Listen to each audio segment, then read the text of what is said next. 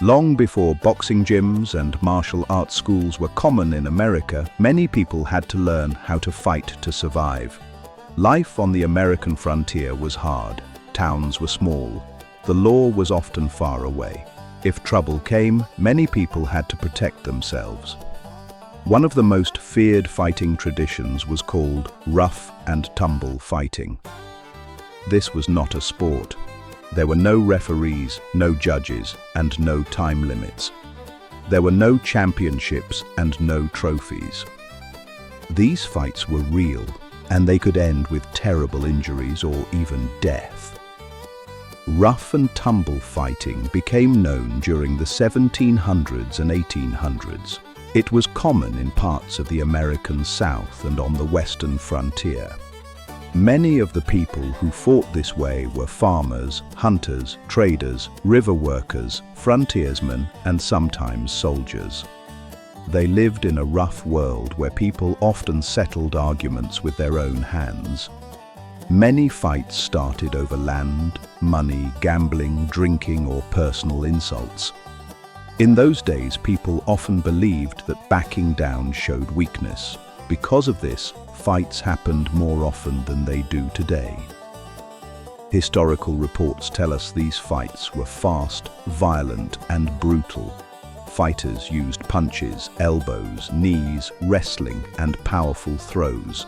They would bite their opponents and pull hair. They did whatever they had to for survival.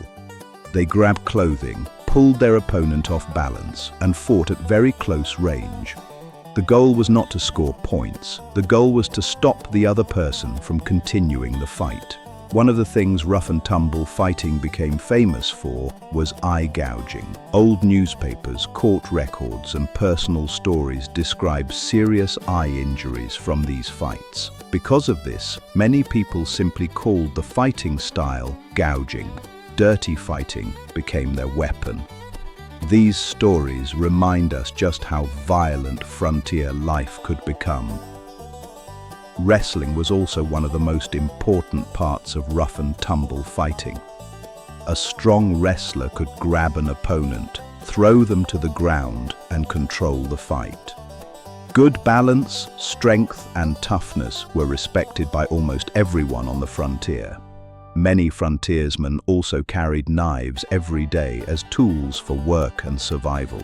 The famous Bowie knife became one of the best-known knives in American history. While knife fighting was different from rough and tumble fighting, both grew from the same hard frontier life where people often had to depend on themselves.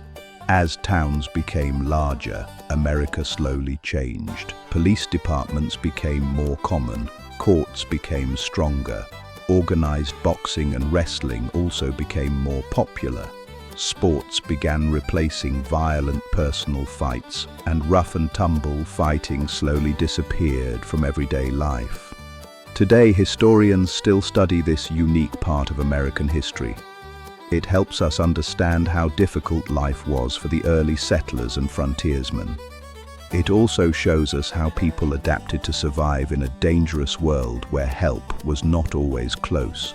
Rough and tumble fighting was never about winning a medal or becoming a champion. It was about survival in one of the hardest times in American history. Whether we agree with the methods or not, it remains one of the most famous and feared fighting traditions ever developed on the American frontier. Thank you for watching Renegade Fighting Arts. If you like learning about forgotten martial arts, military combatives, historical fighting systems, and warriors from around the world, don't forget to subscribe. There are many more incredible stories still waiting to be told.